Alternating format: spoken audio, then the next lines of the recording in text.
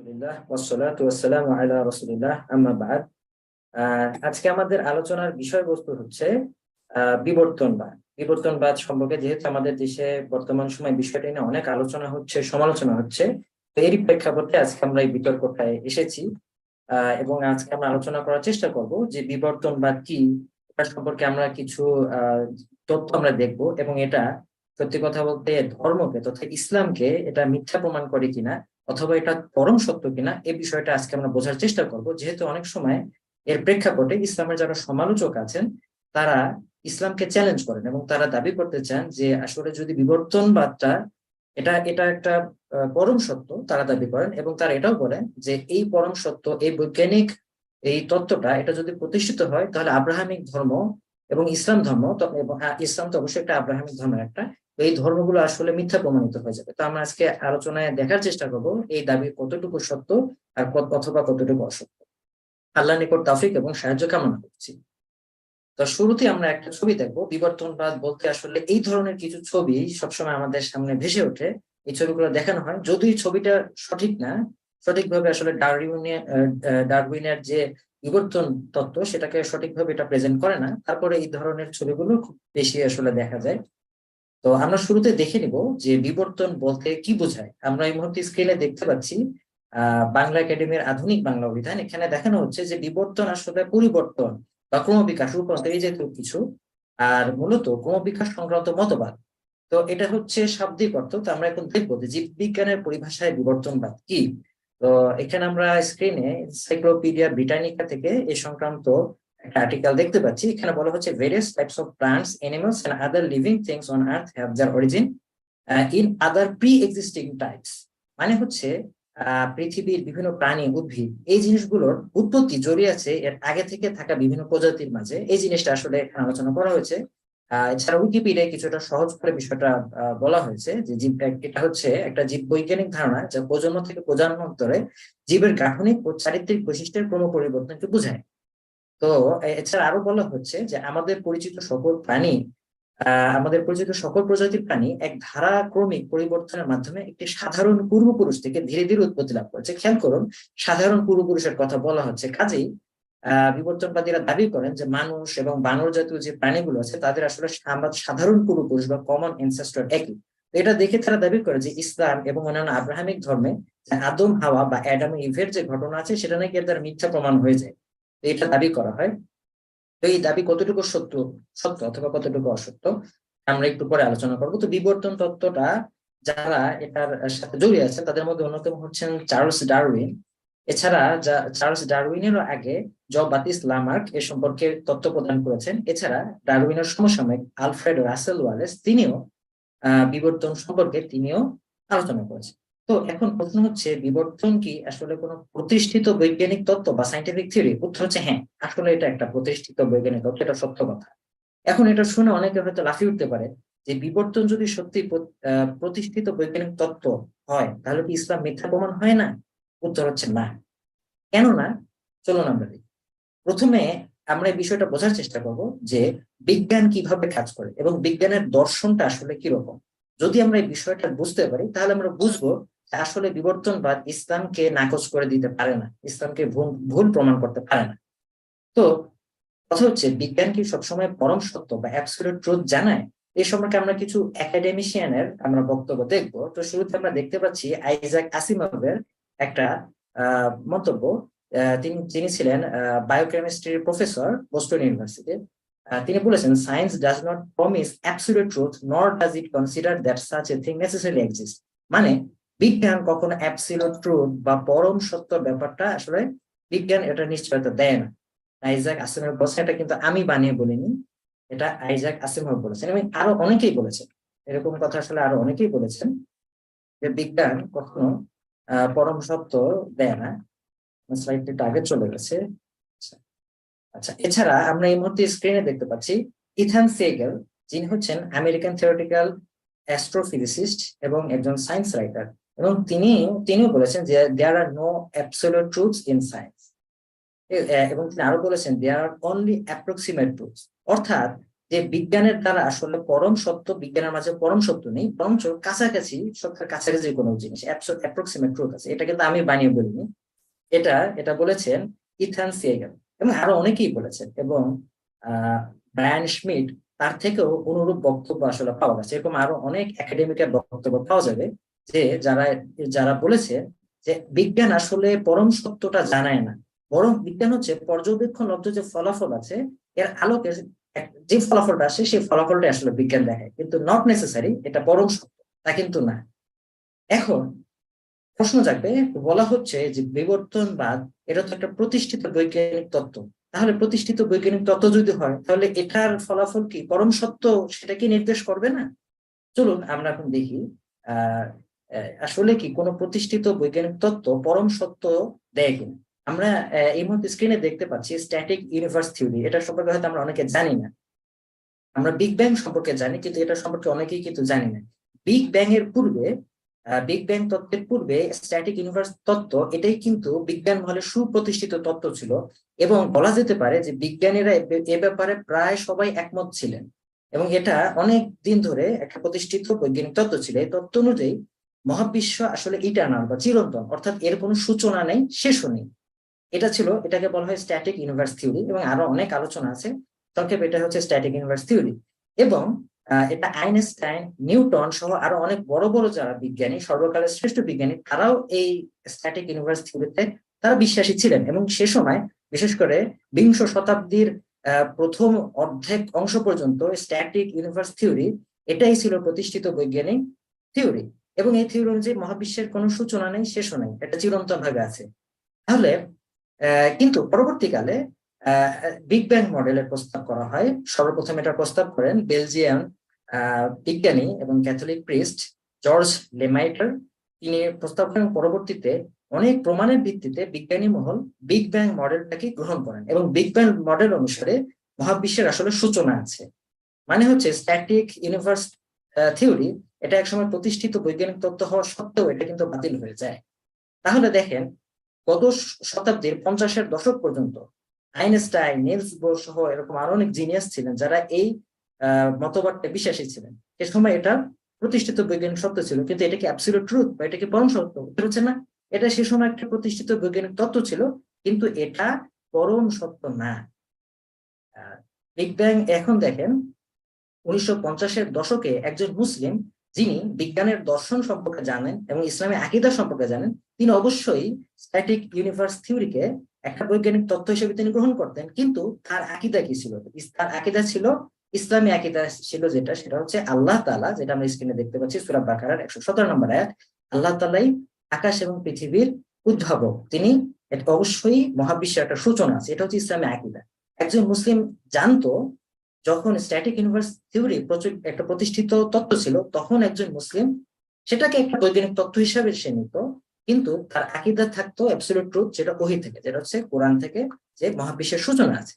এখন বিবর্তন তত্ত্বটাও এরকম, বর্তমান সময় এটা একটা বৈজ্ঞানিক তত্ত্ব, অবশ্যই এটা একটা বলা যেতে পারে প্রমাণিত, হ্যাঁ এখনকার সময় প্রমাণিত একটা বৈজ্ঞানিক তত্ত্ব, কিন্তু যিনি বিজ্ঞানের দর্শন জানেন তিনি এটাও জানেন যে বিবর্তন তত্ত্ব একসময় পরিবর্তিত হতে পারে, কাজেই তার আকীদা ইসলাম অনুযায়ী থাকবে। এখন অনেকে বলবে যে না না, কিন্তু বিবর্তন তত্ত্ব দিয়ে তো অনেক কিছু ব্যাখ্যা করা যায়। এখন প্রশ্ন হচ্ছে, অনেক কিছু ব্যাখ্যা যদি করা যায় তাহলে কি সেটা একদম চিরন্তন সত্য হয়ে যাবে, পরম সত্য হয়ে যাবে? চলুন দেখি। আমরা যারা বিজ্ঞান বিভাগে পড়েছি আমরা জানি নিউটনের সূত্র সম্পর্কে জানি, নিউটনের গতিসূত্রগুলো, নিউটনিয়ান মেকানিক্স গুলো, যারা 9-10-এর বিজ্ঞান বইতে অথবা ইন্টারও আছে, সরি পদার্থ বিজ্ঞান বইতে এবং ইন্টারের পদার্থ বিজ্ঞান বইতে সম্পর্কে আছে নিউটনের যে সূত্রগুলো। এক সময় নিউটনের সূত্রগুলো প্রায় 200 বছর ধরে এগুলোই ছিল প্রতিষ্ঠিত সূত্র। প্রায় 200 বছর এগুলোতে অনেক কাজ হয়েছে, অনেক কিছু ক্যালকুলেশন করা গেছে, কোনো সমস্যা হয়নি, অনেক কিছু ব্যাখ্যা করা গেছে। কিন্তু আইনস্টাইন যুগের পরে এটা বদলে গেল, আইনস্টাইন নতুন করে সূত্র দিলেন।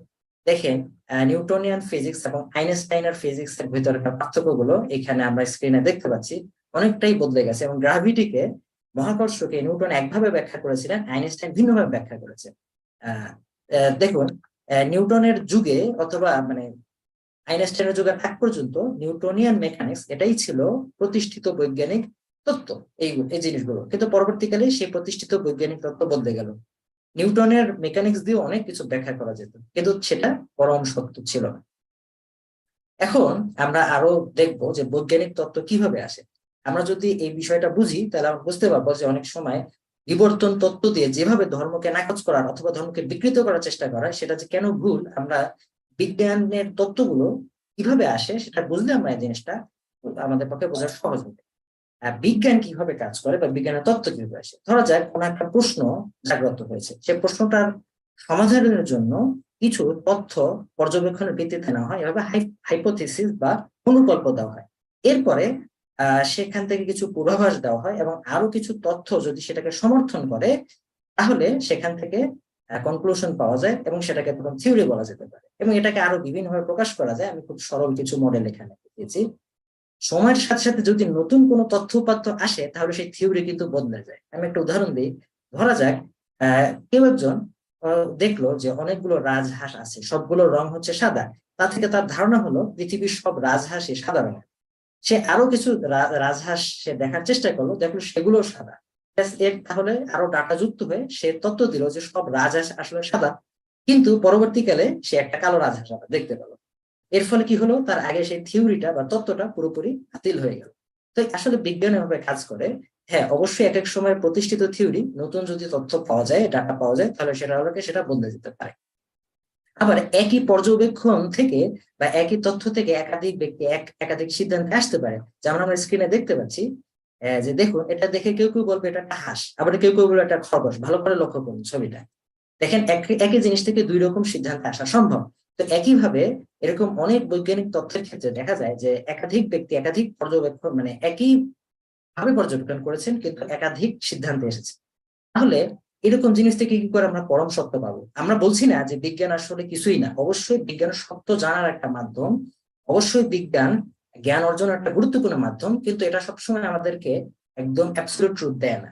আমি অবশ্যই বিজ্ঞানকে ছোট করছি না, বিজ্ঞানের অবশ্যই অবদান আছে, কিন্তু এটাকে যখন ভুল দিকে প্রবাহিত করা হয়, যখন বিজ্ঞানবাদ দিকে জিনিসটা নেওয়া হয়, তখন সমস্যাটা হয়। যেমন বিবর্তনবাদের অন্যতম জনক আলফ্রেড রাসেল ওয়ালেস, তিনি কিন্তু ডারউইনের সাথে অনেক জায়গায় দ্বিমত করেছিলেন।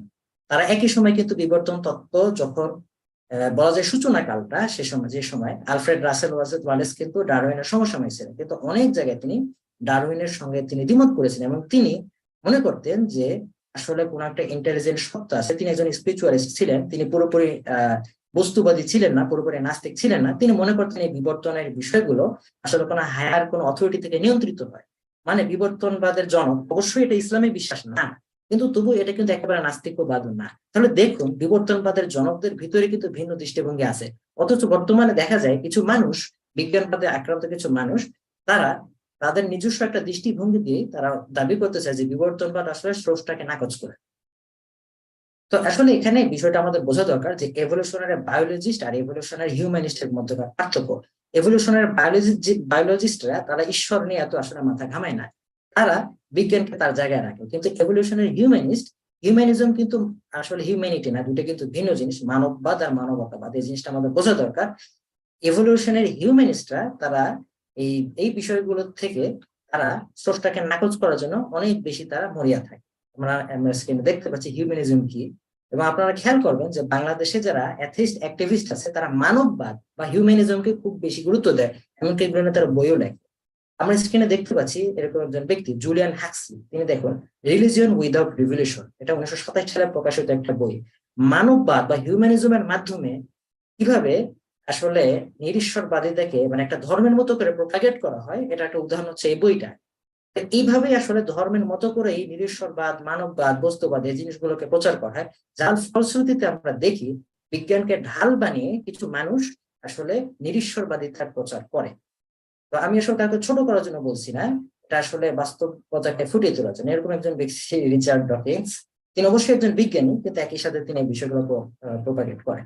তো আসলে উপসংহারে আমরা যে কথাগুলো বলতে পারি যে বিবর্তনবাদ অবশ্যই বর্তমান সময় একটা প্রতিষ্ঠিত বৈজ্ঞানিক তত্ত্ব, এটা সন্দেহ নেই। তবে বিজ্ঞান সত্য জানার এবং জ্ঞান অর্জনের গুরুত্বপূর্ণ মাধ্যম, এতেও সন্দেহ নেই। কিন্তু সেটা সবসময় পরম সত্য বা অ্যাবসলিউট ট্রুথের সন্ধান দেয় না। বিজ্ঞান প্রতিনিয়ত পরিবর্তন হয়। আজকের প্রতিষ্ঠিত বৈজ্ঞানিক তত্ত্ব আগামীকাল প্রতিষ্ঠিত নাও থাকতে পারে। কোনো প্রতিষ্ঠিত বৈজ্ঞানিক তত্ত্ব দ্বারা অনেক কিছু ব্যাখ্যা করে যাওয়ার অর্থ কিন্তু এই নয় যে সেই তত্ত্বটি আর কখনো পরিবর্তিত হবে না। ইসলামী আকীদার কোনো পরিবর্তন হয় না। কুরআন এবং সুন্নাহ হচ্ছে ওহী বা রিভেলেশন, এবং আল্লাহ থেকে যেটা এসেছে সেটাই হচ্ছে পরম সত্য বা অ্যাবসলিউট ট্রুথ। বিজ্ঞান বস্তু জগৎ নিয়ে আলোচনা করে, স্রষ্টা বস্তু জগতের কিছু না। কাজেই বিজ্ঞান দিয়ে যে স্রষ্টাকে নাকচ করার যে একটা পন্থা, সেটা সঠিক না। আবার অনেক সময় কোরআনের প্রত্যেক পৃষ্ঠা থেকে অর্থ বিকৃত করে বিজ্ঞান বের করা, এটাও একটা ভুল অ্যাপ্রোচ, যেটা বুকাইলিজম বা বুকাইলিবাদ বলা হয়।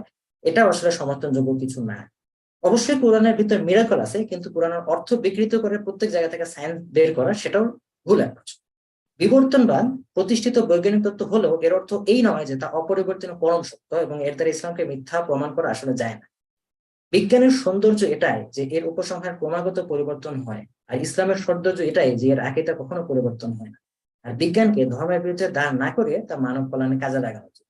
তো আসলে মোটামুটি আমার প্রেজেন্টেশন এটুকুই ছিল। জি। আমি আশা করব যে এর মাধ্যমে আমাদের দর্শকরা এই বিজ্ঞানের দর্শন সম্পর্কে বুঝতে পেরেছেন, এবং বিজ্ঞানকে কাজে লাগিয়ে যে আসলে নিরীশ্বরবাদিতা এবং ইসলামকে ভুল প্রমাণ করার যে চেষ্টা করা হয়, এই অ্যাপ্রোচটার ভিতরে যে ত্রুটিগুলো, তা হয়তো কিছুটা হলেও বুঝতে পেরেছে। আমাকে খণ্ডন করার চেষ্টা করে বলতে পারে যে কিন্তু পৃথিবী গোল, পৃথিবী আসলে ঘুরছে, এই বিষয়গুলো তো আমরা এখন নিশ্চিত জানি, এগুলো তো বিজ্ঞানের মাধ্যমে আমরা জানি, এগুলো তার পরিবর্তন হওয়ার সুযোগ নেই। এখানে একটা জিনিস সবাই বুঝতে ভুল করে, আমাদের হাতে যে 5টা আঙুল আছে, এটা আমরা আসলে কিভাবে জানি? আমরা তো দেখে নিশ্চিত ভাবে জানি, তাই না? আমরা নিশ্চিত ভাবে জানি পৃথিবী যে গোল এবং পৃথিবী যে ঘুরছে, এই বিষয়টা আসলে মানুষ এখন দেখে জানে। কিভাবে? মানুষ এখন পৃথিবীর বাইরে গেছে, মহাকাশযান প্রেরণ করেছে। এখানে অবশ্যই বিজ্ঞানের ভূমিকা রয়েছে, বিজ্ঞানের মাধ্যমে সত্যটা জানা গেছে, কিন্তু এখানে বিষয়টার একটা পর্যবেক্ষণের ব্যাপার আছে।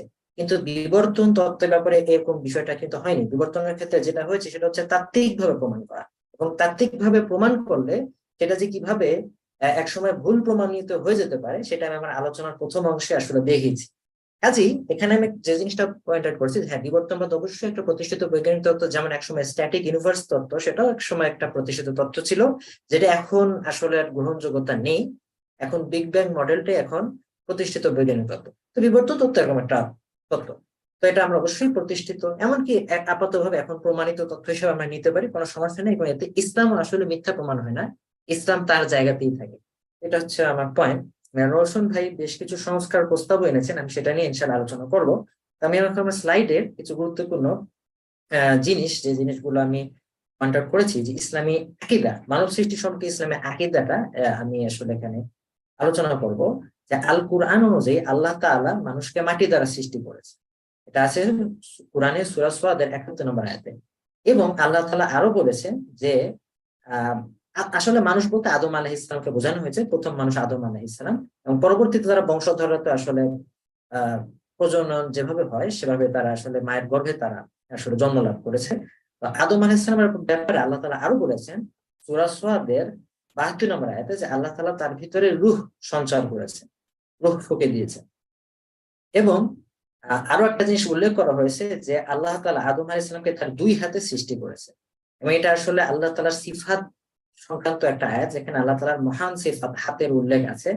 এটা অনেক সময় সংস্কার প্রস্তাব করে, অনেকে বলতে চান যে আমাদেরকে এটা ব্যাখ্যা করে বিবর্তনবাদে যেভাবে বলা হয় ডারউইনিয়ান এভলিউশন, যে মানুষ মানে আসলে এরকম একটা প্রস্তাব অনেকে রাখতে চায় যে আসলে আদম মানে একটা গ্রুপ অফ পিপল, এটা আসলে একজন ব্যক্তি না, এটা আসলে বিবর্তিত একটা একটা শ্রেণী, তাদেরকে একত্রে আদম বলা হয়। এটা আসলে এটা যে গ্রহণযোগ্যতা নেই, তা আসলে প্রমাণ হয় এই আল্লাহ তাআলার সিফাতের আয়াত। এখানে আল্লাহ তাআলার সিফাত সম্পর্কে সালাফে সালেহিনদের আকীদা ছিল যে এগুলো অবশ্যই সত্যায়ন করতে হবে, এটার অর্থ আমরা জানি, কিন্তু এটার কাইফিয়ত বা এটার স্বরূপ আমরা জানি না। কিন্তু আল্লাহ তাআলা 2 হাতে সৃষ্টি করেছেন আদম আলাইহিস সালামকে, এটা কোরআন দ্বারা প্রমাণিত, এটা অবশ্যই আমাদের আকীদা রাখতে হবে। কাজেই ওই ধরনের ব্যাখ্যা আসলে বাতিল প্রমাণ হয়ে যায়। এরপরে আমরা আরো দেখছি যে আল্লাহ তাআলা কোরআনের ভিতরে বলেছেন এক ব্যক্তি থেকে তিনি সৃষ্টি করেছেন, এবং তার থেকে তার স্ত্রীকে সৃষ্টি করেছেন, অর্থাৎ আদম আলাইহিস সালাম এবং হাওয়া, তাদের কথা উল্লেখ করা হয়েছে। তো এরকম আরো কোরআনে বিভিন্ন স্থানে আসলে আলোচনা করা হয়েছে। তো এখন অনেক সময় অনেকে ইসলামকে ভুল প্রমাণের জন্য বলতে চান যে বিবর্তনবাদ, এবং আমরা বিজ্ঞানের মাধ্যমে জানি যে আসলে মানব জাতির ইতিহাস অনেক প্রাচীন, কিন্তু ইসলাম বলে মানব জাতি নাকি 6 থেকে 7 হাজার বছর আগে এসেছে। এটা কি আসলে সত্য? ব্যাপার হচ্ছে, হ্যাঁ, কোন কোন তাফসীর বা তারিখ গ্রন্থে এরকম কথা আছে, কিন্তু সেগুলো মূলত ইসরায়েলিয়ার ভিত্তিতে। কিন্তু কোরআন বা সহিহ হাদিসে আসলে উল্লেখ নেই আদম আলাইহিস সালাম কত বছর আগে পৃথিবীতে এসেছে। এ ব্যাপারে কোরআন বা সহিহ হাদিসে কোনো তথ্য নেই। এ ব্যাপারে আসলে মূলত ইসরায়েলিয়াতে কিছু তথ্য আছে। তো ইসলামে আকীদা অনেকে বলবে যে ইসরায়েলিয়ার আলেমরা কেন উল্লেখ করেছে, আলেমরা কেন উল্লেখ করেছে তা আমরা স্ক্রিনে দেখতে পাচ্ছি। সর্বকালের অন্যতম শ্রেষ্ঠ মুফাসসির ইমাম ইবনে কাসির রাহিমাহুল্লাহ আর একটা বিখ্যাত গ্রন্থ আল বিদায়া ওয়ান নিহায়া প্রথম খণ্ডে উল্লেখ করেছেন যে ইসরায়েলের বিবরণ এটা শোভাবর্ধনের জন্য উল্লেখ করা হয়। আর আমরা আকীদা মানে আমরা নির্ভর করব আল্লাহ তাআলার কিতাব এবং রাসূল সাল্লাল্লাহু আলাইহি ওয়াসাল্লামের সহিহ অথবা হাসান সনদে বর্ণিত সুন্নাহর উপরে। এবং তিনি তাফসীর ইবনে কাসিরের ভিতরে অনুরূপ কথা উল্লেখ করেছেন। তবে ইসরায়েলিয়া বর্ণনা করা যায়, যেটা আমরা স্ক্রিনে দেখতে পাচ্ছি বুখারীর হাদিস, কাজী ইমামগণ বর্ণনা করেছেন। হ্যাঁ, অবশ্যই ব্যাখ্যা হিসেবে করা যায়, যদি কোরআনের সাথে সাংঘর্ষিক না হয় সম্ভাব্য ব্যাখ্যা হিসেবে এটা আসতে পারে, তবে এটা দিয়ে আকীদা নেওয়া জরুরি নয়। এখন অনেকে বলতে চায় যে জীবাশ্ম ঘটিত যে প্রমাণ অর্থাৎ ফসিল এভিডেন্স, যে বিভিন্ন এই যে নিয়ান্ডারথাল অথবা জাভা মানব, পেকিং মানব বা এই সমস্ত যে ফসিল এভিডেন্স গুলো যা পাওয়া যাচ্ছে, এইগুলো কি আসলে ইসলামকে ভুল প্রমাণ করে? তো আমি আসলে বিষয়গুলোকে হাইলাইট করব, কারণ এই বিষয়গুলো নিয়ে অনেক ভাই সংশয় পড়েন, ইমান নিয়ে সংশয় পড়েন। আমি ডিবেটের থেকে বিষয়টা আমার কাছে গুরুত্বপূর্ণ, যে মানুষের সংশয়টা দূর করা, যে এই ফসিল গুলো কি আসলে ইসলামকে ভুল প্রমাণ করে। আসুন আমরা দেখি, আদম আলাইহিস সালামের আগে পৃথিবীতে কি কারো অস্তিত্ব ছিল?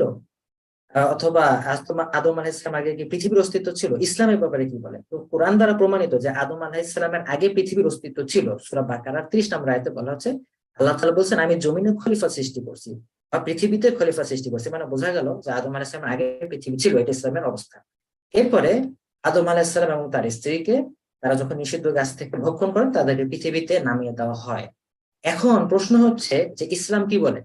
আদম আলাইহিস সালাম তো পৃথিবীতে এসেছেন, তার আগে পৃথিবী ছিল।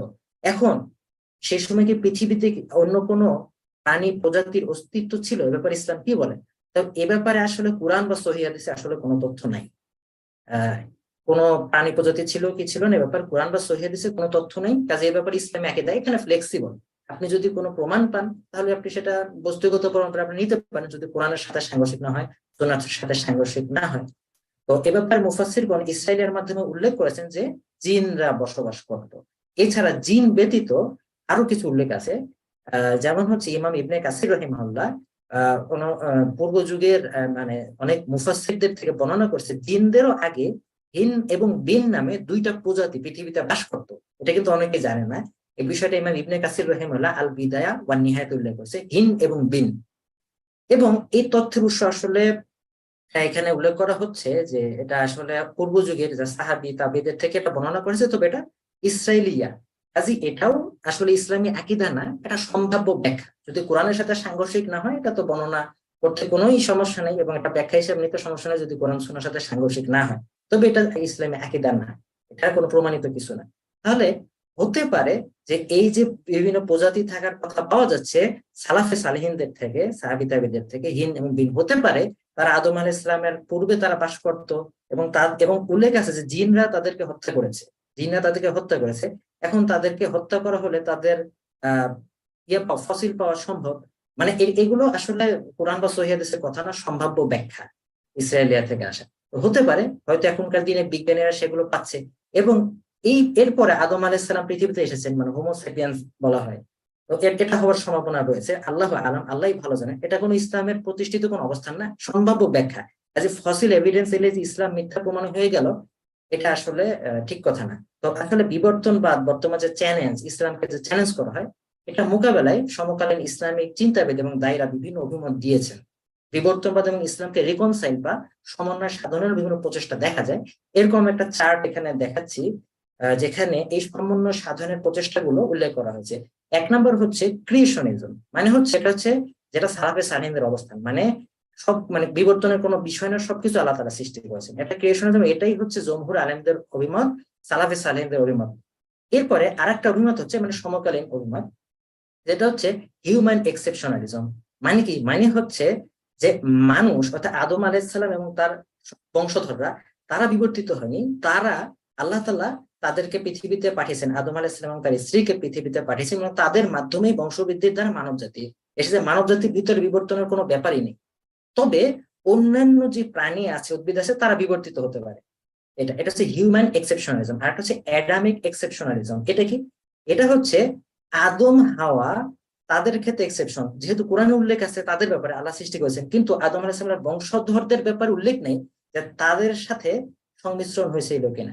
এখানে বলা হচ্ছে যে আদম, শুধুমাত্র আদম আলাইহিস সালাম এবং তার স্ত্রী, তাদের ক্ষেত্রে ব্যতিক্রম হয়েছে, কিন্তু তার বংশধররা হতে পারে। তো ওই সময় পৃথিবীতে কিছু যেসব হোমিনিন ছিল, তাদের সাথে হয়তো আদম এবং হাওয়ার যারা বংশধর ছিল তাদের সংমিশ্রণ, ইন্টারব্রিডিং হয়েছে, আন্তঃপ্রজনন হয়েছে। এবং অনেক সময় একটা প্রশ্ন তোলা হয় যে ইনসেস্ট, যে আদম আলাইহিস সালাম এবং তার মানে তার যারা সন্তানরা ছিল, তারা পরস্পর, যেহেতু আর পৃথিবীতে মানুষ ছিল না, তার পরস্পর বংশবৃদ্ধি করেছে। ইনসেস্ট একটা অভিযোগ তুলে অনেকে, যদিও জমহুর উলামাদের মতে যে সেই সময় শরীয়তে এটা বৈধ ছিল, এটা ইনসেস্ট গণ্য হবে না। তবে যেহেতু এ ব্যাপারে কিছু উল্লেখও নাই স্পষ্ট ভাবে যে কিভাবে বংশবৃদ্ধি, কোরআন বা সহিহ হাদিসে উল্লেখ নেই। কেউ কেউ এখানে এরকম ব্যাখ্যা করার চেষ্টা করেছেন যে হতে পারে যে আদম সন্তানদের সঙ্গে সে সময় পৃথিবীতে অবস্থানরত হোমিনিনদের ভিতরে ইন্টারব্রিডিং হচ্ছে, এরকম একটা ব্যাখ্যা কেউ কেউ করেছে। আবার কেউ কেউ ব্যাখ্যা করার চেষ্টা করেছেন নো এক্সেপশন, তারা হচ্ছে যে শুরুতে যেটা বললাম যে আদম হাওয়া, এটা আসলে একটা মানে সবকিছুই আসলে বিবর্তনের মাধ্যমে হয়েছে, এটা আসলে মেটাফর হিসাবে। এটা হচ্ছে চতুর্থ মত। এখন এই মতগুলো আসলে একটা বইতে, ডক্টর শোয়েব আহমেদ মালিকের বইতে বিষয়গুলো বিস্তারিত উল্লেখ আছে, তারা দেখতে পারেন আগ্রহীরা। এখন আমি শুরুতে আলোচনা করেছি যে নো এক্সেপশনস মানে হচ্ছে এই যে এই ব্যাপারটা একেবারে বাতিল, এটা আসলে কোরআন এবং সুন্নাহর স্পষ্ট বর্ণনাকে একটা বাতিল, এটা একেবারে সঠিক ব্যাখ্যা নয়। কেউ যদি এরকম সংস্কার প্রস্তাব করে, সে আসলে দিনকে বিকৃত করছে, এতে কোনো সন্দেহ নেই। কেন? আমি আগে উল্লেখ করেছি যে আল্লাহ তাআলার হাতের উল্লেখ আছে, এবং আল্লাহ এবং এ ব্যাপারে কোরআন এবং সুন্নাহ এবং সালাফে সালেহিনদের মত থেকে প্রমাণিত আল্লাহ তাআলা চারটা জিনিসকে নিজ হাতে সৃষ্টি করেছে। এ ব্যাপারে কোরআন সুন্নাহতে এবং সাহাবীদের থেকে অনেক বর্ণনা রয়েছে। আসলে আমি স্ক্রিনে দেখা যাচ্ছে, সবগুলো পড়লে আসলে আমার হাতে পর্যাপ্ত সময় নেই। কাজেই এই ব্যাখ্যাটা ঠিক নয়, এবং এটা সালাফদের আকীদা ছিল। আল্লাহ তাআলা, এবং কেউ যদি এই ধরনের ব্যাখ্যা করে, তাহলে আল্লাহ তাআলার সিফাতকে অস্বীকার করবে, যেভাবে মুতাজিলা এবং জাহমিয়ারা করেছিল, সেটা অবশ্যই ভুল হবে। তবে অন্য যে তিনটা মত আছে, এই তিনটা মতে সরাসরি আমার এত এত মানে আমার পড়াশোনা অনুযায়ী আমি এর ভিতরে কোনো আসলে দেখিনি যে আসলে কোরআন বা সুন্নাহ বিকৃত হচ্ছে সরাসরি। তবে যদি কেউ দেখাতে পারেন, আমি অবশ্যই আমার সংশোধন করে নেব আমার মত। তবে আমি যতদূর দেখেছি যে এই তিনটা মত আসলে কোরআন এবং সুন্নাহ আসলে বিকৃত হয় না। কাজেই হতে পারে কেউ মতগুলো নিতে পারে, তবে আমি নিজে ব্যক্তিগতভাবে প্রথম মতটাই প্রেফার করি, কারণ এটাই সালাফদের মত, এবং সালাফদের মতই হচ্ছে সব থেকে নিরাপদ মত এবং তাকওয়ার নিকটবর্তী মত। এবং এটার ভিতরেই আসলে সালাফদের মতের মাঝে আসলে আমাদের জন্য আখিরাতের কল্যাণ নিহিত আছে। তবে কেউ যদি ইমানি সংশয়ে পড়েন, কোনো মতেই যদি এই জিনিসটা নাই করতে পারেন, তাহলে আপনারা এই প্রথম তিনটা মতের যে কোনো একটা মত করে আপনারা রাখতে পারেন ইনশাল্লাহ। কিন্তু বিবর্তনবাদের জন্য দিনকে অস্বীকার করে সংশয় করবার আসলে কোনো মানে নেই, জাহান্নামের দিকে যাবার আসলে কোনো মানে নেই। বিবর্তনবাদ আসলে ইসলামকে আসলে করে না। আমার সময় কি আছে? আমার সময় কতক্ষণ আছে? আপনার সময় আর 1 মিনিট আছে। আচ্ছা আচ্ছা, তো এখন একটা জিনিস, একটা কথা বলা যেতে পারে যে অনেকে বলে যে বিবর্তনবাদের তো প্রমাণ রয়েছে, ইসলামের প্রমাণ কি? আসলে ইসলামের প্রমাণ অবশ্যই আছে। আসলে ইসলামের প্রমাণ নিয়ে আলাদা একটা লাইভ করা, মানে আলাদা একটা ডিবেট করা যায়, কিন্তু আসলে আমার হাতে পর্যাপ্ত সময় নেই, নাহলে আমি এটা নিয়ে কিছু বলতাম। এই বিষয়টা এরকম না যে ইসলামের কোনো প্রমাণ নেই, ইসলামকে একেবারে মানে করা হয় অন্ধ বা বৌদ্ধ, এরকম কিছু বলা। ইসলামের প্রমাণাদির ব্যাপারে আপনারা দেখতে পারেন আল বিদায়া ওয়া নিহায়া, ইমাম ইবনে কাসির রহিমাহুল্লাহ সুবিখ্যাত গ্রন্থ, ষষ্ঠ খণ্ডে 120 নম্বর পৃষ্ঠা থেকে বিস্তারিত আলোচনা আছে ইসলামের সত্যতার ব্যাপারে, ইমাম ইবনে কাসির রাহিমাহুল্লাহ। এছাড়া ইসলামপুরে.info সুবিখ্যাত ফতোয়া রয়েছে, আমি একটু আগেও আলোচনায় এখান থেকে অনেক তথ্য দেখেছি, সেখানে বিষয়ে কিছু আলোচনা রয়েছে।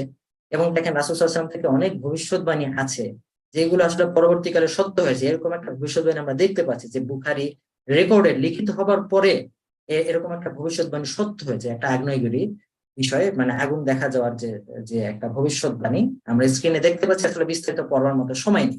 এছাড়া কোরআনে অনেক লিঙ্গুইস্টিক মিরাকল আছে, এবং আরো অনেক ধরনের মিরাকল আছে, ভাষাগত মিরাকল আছে, বা তারপর বৈজ্ঞানিক মিরাকল আছে।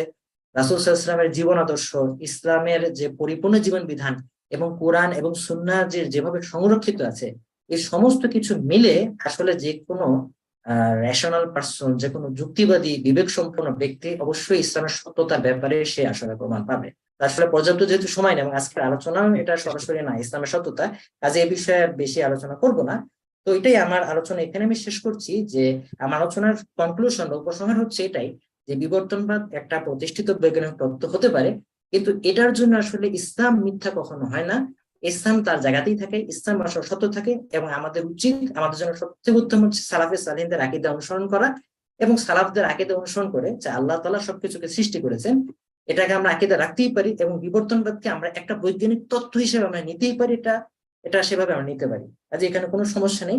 এবং যারা বিজ্ঞানবাদীতে আক্রান্ত হয়ে বলে যে বিবর্তনবাদ থাকলেই আসলে ধর্ম মিথ্যা হয়ে যায়, অবশ্যই আমি তাদের অবস্থানের সাথে একমত নই। এবং আসলে আমি আলোচনায় কাউকে ছোট করার জন্য বা হেয় করার জন্য কিছু বলিনি। কেউ যদি কষ্ট পেয়ে থাকে আমি দুঃখিত। আসলে আমি অসঙ্গতিটা ধরিয়ে দেওয়ার জন্য আসলে কিছু পয়েন্ট আসলে বলেছি। আর আজকের আলোচনায় আমি এখানে শেষ করছি। আজকে যে আমি ভালো এবং কল্যাণকর কিছু বলেছি তা আল্লাহর রহমতে, আল্লাহর দয়ায়। আর যদি কোনো ভুলভ্রান্তি করে থাকি তা আমার অযোগ্যতা এবং শয়তানের ওয়াসওয়াসে আমি দোয়া করছি। আজকে আলোচনাটা যেন আমাদের সকলের কল্যাণের মাধ্যম হয়, হিদায়াতের মাধ্যম হয়। আসসালামু আলাইকুম ওয়া রাহমাতুল্লাহি ওয়া বারাকাতুহু।